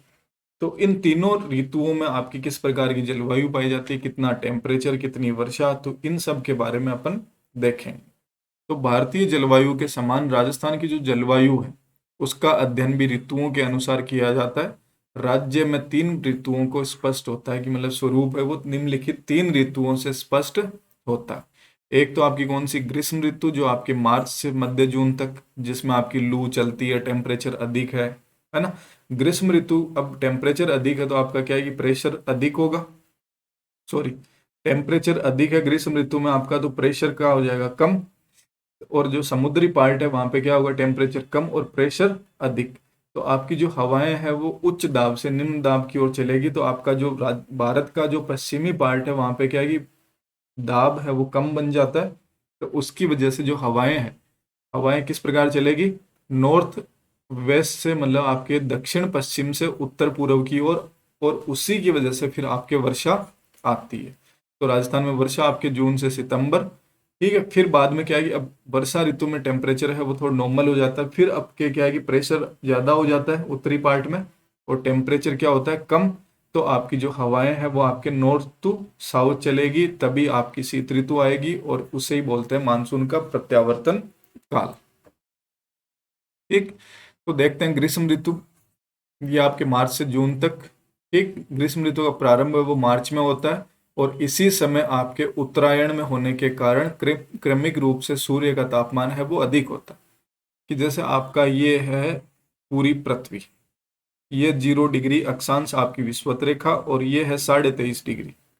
तो जब ये है उत्तरी गोलार्ध और ये है दक्षिणी गोलार्ध, तो सूर्य है ना वो 23.5 डिग्री उत्तर से लेके 23.5 डिग्री दक्षिण तक ही क्या करता है, गति करता है कि पहले इधर जाएगा और फिर यहाँ से इधर आएगा, बाकी इससे ऊपर नहीं जाता। तो ग्रीष्म ऋतु में क्या है कि सूर्य है ना, सूर्य की किरणें यहाँ लंबवत पड़ती है, ठीक। तो उत्तरायण मतलब यही होता है, फिर ये दक्षिणायन है ना वो चलता है धीरे धीरे, तो ये आपके जो वर्षा ऋतु है, फिर आपकी शीत ऋतु है वो आती है। मई जून में आपका जो संपूर्ण राजस्थान में तापमान है वो उच्च रहता है, जैसा कि अभी अपन मानचित्र में भी देखेंगे, ठीक। संपूर्ण राजस्थान विशेषकर जैसे आपका जैसलमेर, बाड़मेर, बीकानेर, जोधपुर, चूरू, इन जिलों में आपका जो टेम्परेचर है वो 40 डिग्री सेल्सियस से अधिक रहता है। पूर्वी राजस्थान जैसे आपके जयपुर, दौसा, अलवर, सीकर, टोंक, अजमेर, चित्तौड़गढ़, डूंगरपुर, बांसवाड़ा में तापमान है वो आपका 36 डिग्री से 40 सेंटीग्रेड रहता है। दक्षिण अरावली के जो उच्च भाग है वहां ऊंचाई के कारण तापमान है वो कम होता है। आपको पता ही होगा कि 165 मीटर की हाइट पर आपका 1 डिग्री सेल्सियस टेम्परेचर है वो कम होता है ना। हाड़ौती का जो पठारी प्रदेश है वो भी इस समय तपता रहता है, वहां आपका जो टेम्परेचर है वो 36 डिग्री से 40 डिग्री सेल्सियस के मध्य होता है। इस समय राजस्थान में गर्म और धूल भरी आंधियां है ना वो चलती है, और जिन्हें आप बोल सकते हो लू भी बोल सकते हो, ठीक। और शुष्क प्रदेशों में रात्रि का तापमान है वो कम पाया जाता है। आपको पता होगा कि जो मिट्टी है वो जल्दी गर्म होती है, जल्दी ठंडी होती है, तो दिन में तो मिट्टी जलती रहती है, उसकी वजह से आपका जो तापमान है वो ज्यादा रहता है, और गर्म आपकी जो रात्रि के समय जो मिट्टी है वो जल्दी ठंडी हो जाती है। तो इसी प्रकार इसी के कारण जो आपका जैसलमेर हो गया मान लो, या चूरू, जो रेगिस्तानी पार्ट है, वहां रात को ठंड पड़ती है, ठीक। देखो कि भैया आपके जून का जो टेम्परेचर है, ये जो पार्ट है ना आपका, इस क्षेत्र में आपकी जून के समय टेम्परेचर है वो कितना रहता है, 40 डिग्री सेल्सियस से अधिक। इस क्षेत्र में आपका टेम्परेचर कितना रहता है कि जो ये क्षेत्र है ना, इस क्षेत्र में आपका टेम्परेचर रहता है 32 डिग्री सेल्सियस से 40 डिग्री सेल्सियस। इस क्षेत्र में आपका टेम्परेचर कितना रहता है, 32 डिग्री के लमसम ही रहता है, ठीक। इस क्षेत्र में आपका टेम्परेचर है वो कितना रहता है, 40 डिग्री से अधिक, है ना। तो ये आप थोड़ा ध्यान रखना कि भाई किस किस क्षेत्र में आपके गर्मियों के समय जो टेम्परेचर है वो अधिक रहता है, और किस क्षेत्र में आपका टेम्परेचर है वो कम रहता है। फिर आ जाती है आपकी गर्मियों के बाद में कौन सी, वर्षा ऋतु, जो मध्य जून से सितंबर तक आपकी जो वर्षा है वो होती है। राजस्थान में जो वर्षा है वो अनिश्चित है ना। तो मध्य जून तक संपूर्ण राजस्थान ग्रीष्म ऋतु से तप्त हो जाता है, और वायुदाब एवं हवाओं की दिशाओं में परिवर्तन के साथ ही हिंद महासागर से मानसूनी हवाओं का प्रारंभ हो जाता है। राजस्थान में जून के अंत में तथा जुलाई के प्रथम सप्ताह में मानसून है वो दक्षिणी और दक्षिणी पूर्वी तथा पूर्वी राजस्थान में क्रमिक रूप से सक्रिय हो जाता है। कि जैसे राजस्थान का जो ये पार्ट है ना, अब क्या है कि जैसे आपकी जो हवाएं हैं वो इस तरह से चलेगी, तो ये राजस्थान में अरावली पर्वतमाला ये है, तो आपकी हवाएं है ना वो इस तरह से समानांतर चली जाती है, कौन सी, अरब सागरीय। आपकी जो इस तरफ से जो बंगाल की खाड़ी की जो शाखा है ना, उसकी वजह से जैसे पूर्वी पार्ट, दक्षिणी पूर्वी, है ना, या फिर दक्षिणी पश्चिमी पार्ट है, वहां पे राजस्थान में वर्षा क्रमिक रूप से होती है कि पहले किस पार्ट में होगी किस पार्ट में होगी, अभी अपन देख लें, ठीक। कि जैसे आपके जो राजस्थान के दक्षिणी, दक्षिणी पूर्वी तथा पूर्वी राजस्थान में क्रमिक रूप से मानसून है वो सक्रिय हो जाता है। मानसूनी वर्षा है वो राजस्थान में अपेक्षाकृत कम होती है। आपसे पूछ ले कि राजस्थान में जो मानसूनी वर्षा है ना वो कम होती है, इसका क्या रीजन। तो इसका एक रीजन तो ये है कि जो आपके अरब सागर की तरफ से जो मानसून आता है ना, वो अरावली पर्वतमाला उसके समानांतर होने के कारण मानसून राज्य में बिना वर्षा किए उत्तर की ओर चला जाता है। तो एक बता सकते हो कि अरावली पर्वतमाला की स्थिति, ठीक है, कि अपेक्षाकृत कम होती है, क्यों, अरावली पर्वतमाला की स्थिति के कारण। दूसरा आप बोल सकते हो कि बंगाल की खाड़ी से जो आने वाली मानसून है वो राज्य में पहुंचते पहुंचते उसमें जो आर्द्रता होती है ना वो कम हो जाती है, क्योंकि आपकी जो आसाम में प्रवेश करती है बंगाल की खाड़ी की जो शाखा है वो आसाम, फिर आपके कहाँ, बंगाल, है ना, फिर आपके बिहार, झारखंड, उत्तर प्रदेश, इन पार्ट में वर्षा वर्षा करते करते राजस्थान तक उसमें आर्द्रता में क्या हो जाती है, कमी हो जाती है। अरावली पर्वतमाला की ऊंचाई भी क्या है कि कम है तथा वनस्पति का भी अभाव है, जिसके कारण राजस्थान में वर्षा है वो कम होती है। तो अब पता चल गया कि भाई राजस्थान में मानसूनी वर्षा है वो कम होती है। उसके क्या क्या रीजन है? अरावली पर्वतमाला का विस्तार, है ना, स्थिति। फिर आपकी बंगाल की खाड़ी की जो मानसून है वो राजस्थान में पहुंचते पहुंचते क्या होती है, उसमें आर्द्रता में कमी हो जाती है। एक आपका अरावली की जो ऊंचाई है वो कम है तथा वनस्पति का भी अभाव है, जो आपके वर्षा पर विपरीत प्रभाव डालता। ठीक है। तो राजस्थान में अभी देख ही लिया अपन ने। फिर देखते हैं अपन शीत ऋतु या अक्टूबर से फरवरी तक का समय। तो राजस्थान में जो शीत ऋतु है उसको दो पार्ट में बांटा गया है, एक तो मानसून के प्रत्यावर्तन का काल और शीत ऋतु। मानसून का प्रत्यावर्तन काल की, जैसे आपकी एक बार मानसून ऊपर पहुंच गया ना नॉर्थ में, तो जब वापस आते टाइम उसमें कुछ आपकी जो पवने हैं उनमें अगर आर्द्रता बच जाती है ना, तो उसकी वजह से क्या होता है कि वापस आते टाइम भी जो मानसूनी पवने हैं वो वर्षा करती है। तो और उनकी स्थिति होती है आपकी कौन सी, north east to south west, है ना।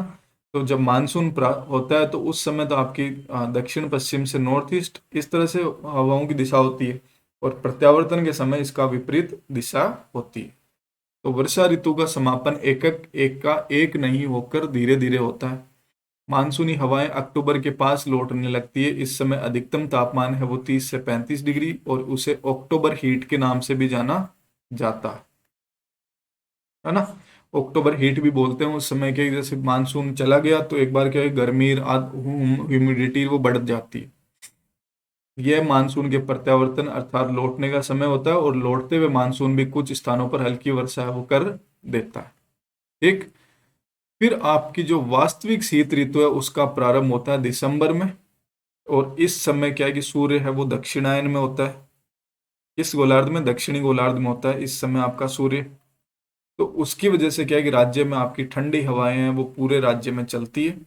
इसी समय आपके पश्चिमी शीतोष्ण चक्रवात है ना वो भी प्रदेश में आते हैं, जिससे राजस्थान में कुछ वर्षा होती है। उसे क्या बोलते हैं, मावठ।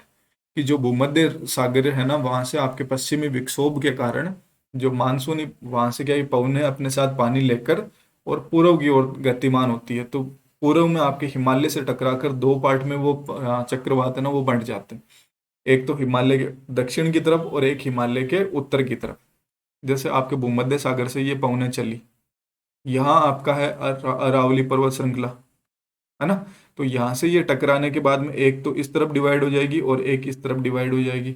तो ये पवने हैं आपके उत्तरी भारत में, नॉर्थ इंडिया में बारिश करती है सर्दियों के समय सॉरी, और उस उन्हें ही बोलते हैं अपन मावठ। ठीक है। और ये जो मावठ है वो रब्बी की फसल के लिए सबसे उपयुक्त होती है। संपूर्ण प्रदेश में आपका जो तापमान है वो 5 से 15 डिग्री सेल्सियस हो जाता है। चूरू, फलोदी, गंगानगर में तापमान है वो 0 डिग्री सेल्सियस से भी कम तक पहुंच जाता है। बाड़मेर, कोटा, बूंदी, दक्षिणी सवाई माधोपुर, यहाँ आपका टेम्परेचर 10 डिग्री रहता है। और राजस्थान में जो जनवरी के समय तापमान का जो वर्गीकरण है वो बताया हुआ है, तो मैप से सारे देख लेना। संक्षेप में अगर कहें तो राजस्थान का भौतिक पर्यावरण विशिष्ट है। राज्य के भौतिक विभागों में उच्चावच एवं जलवायु की अधिक अत्यधिक है वो विविधता है। यहाँ के भौतिक पर्यावरण ने सदैव ही आर्थिक और सामाजिक स्वरूप को प्रभावित किया है, वर्तमान में भी कर रहा है। राज्य की विकास परियोजनाओं पर इनका प्रभाव है वो दृष्टिगोचर होता है। कि आपकी जो राजस्थान है यहाँ मानसून है वो पता ही है आपको कम होता है, तो उसकी वजह से जो स्कीम वगैरह भी कोई गवर्नमेंट के द्वारा बनाई जाती है, विकास योजनाएं बनाई जाती है, तो उसमें राजस्थान की जलवायु को लेकर भी योजनाओं पर ध्यान दिया जाता है। कुछ जो आपके ऑब्जेक्टिव क्वेश्चन है चैप्टर के बाद में वो देख लेते हैं कि राजस्थान का क्षेत्रफल कितना है। अभी बताया था 3,42,239 वर्ग किलोमीटर, तो ये ध्यान रखना। भारत के क्षेत्रफल का कितना है, 10.41%, है ना। क्षेत्रफल की दृष्टि से राजस्थान का भारत में कौन सा स्थान है, प्रथम। राजस्थान में कितने संभाग है, 7, है ना। राजस्थान क्षेत्रफल की दृष्टि से राजस्थान का सबसे बड़ा जिला कौन सा है, आपको पता ही है, जैसलमेर। अरावली का सर्वोच्च पर्वत शिखर कौन सा है, गुरु शिखर। फिर उसके बाद में आपका शेर, फिर आपका आता है कौन सा, दिलवाड़ा। फिर आता है आपका कौन सा, जरगा, है ना। फिर आपका अचलगढ़, कुंभलगढ़। तो इस प्रकार से GS DJ AK, तो ये आपकी 6 चोटियां हैं, वो ध्यान रख लेना भाई। राज्य में अरावली पर्वत श्रेणी के विस्तार की क्या दिशा है? तो मैंने बताया था जब अरावली, तो ये अरावली के विस्तार की दिशा है दक्षिण पश्चिम से उत्तर पूर्व। जिस तरफ से आपकी जो मानसूनी पवनों की गति है ना, वही इसकी दिशा है। तो मतलब आपका दक्षिण पश्चिम से लेके उत्तर पूर्व, दक्षिण पश्चिम से उत्तर पूर्व। हाड़ौती के पठार में कौन कौन से जिले सम्मिलित है? तो मैंने बताया था आपका कोटा, बारां, बूंदी, झालावाड़, ये आपके हाड़ौती के पठार में स्थित है ना, कि कोटा, बूंदी, बारां और झालावाड़। काली सिंध नदी है वो किसकी सहायक नदी है? तो अपन ने देखा था कि काली सिंध, आहू, पार्वती, परवन, ये सारी सहायक नदियां हैं किसकी? चंबल की सहायक नदी है। निम्न में से कौन सी खारे पानी की झील नहीं है? तो मैंने बताया था ना कि साड़ी का पल्लू, साड़ी का पल्लू, कुत्ता फाड़े। ठीक है, तो इसमें देख लो खारे पानी की सांबर, सांबर है खारे पानी की। पिछोला, डीडवाना, ये डीडवाना खारे पानी की झील है। लूणकरनसर, लूणकरनसर खारे पानी की तो नहीं है, पूछा है तो आपकी पिछोला। उदयपुर में जो झील है लाखा के समय पिच्छू नामक बंजौरे के द्वारा आपकी पिछोला झील बनाई गई थी ना, वही पिछोला। तो ये मीठे पानी की झील है, ना कि खारे पानी की झील। राजस्थान का सर्वाधिक वार्षिक वर्षा वाला जिला कौन सा है? तो वर्षा वाला जिला कौन सा? आपका बांसवाड़ा। ठीक है, और जो माउंट आबू है वो सर्वाधिक वर्षा वाला स्थान है। ठीक है, तो ध्यान रखना सर्वाधिक वर्षा वाला जिला कौन सा है, इनमें से पूछा आपसे। और सर्वाधिक वर्षा वाला स्थान है वो कौन सा है? माउंट आबू सिरोही। तो अब ये लघुतरात्मक और अति लघुतरात्मक है, निबंधात्मक प्रश्न है, इनको सारे लोग सोल्व करने की ट्राई करना, नहीं हो तो पूछ लेना, है ना। और अगर ये क्वेश्चंस आप कर लेते हो तो आपका जो चैप्टर नंबर 2 है वो आपके पास क्वेश्चन आंसर फॉर्म में हो जाएगा पूरा चैप्टर। और जब भी आप रिवीजन करोगे ना, तो ये क्वेश्चन आंसर फॉर्म में करोगे तो आपको क्या है, एक आइडिया लग जाएगा कि किस क्वेश्चन का किस प्रकार से आंसर है वो देना है। ठीक है, तो okay. Let's crack Rajasthan exam Unacademy का यूट्यूब चैनल है, इसके सारे लोग सब्सक्राइब कर लेना इसको। आज की क्लास बढ़िया लगी है तो लाइक कर देना, बेल आइकन को प्रेस कर देना। ठीक है, और कुछ कारण की वजह से, टेक्निकल इश्यू की वजह से आज जो क्लास है वो लाइव नहीं ले पाया, रिकॉर्डेड सेशन था, है ना। फिर भी आप लोगों के लिए मैंने इतनी मेहनत करी है, तो आप लोग मुझे निराश मत करना, पूरी क्लास को देख के और फिर ही जाना। ठीक, लाइक भी कर देना। ठीक है, okay, thank you all of you. मिलते हैं कल। Good night, bye.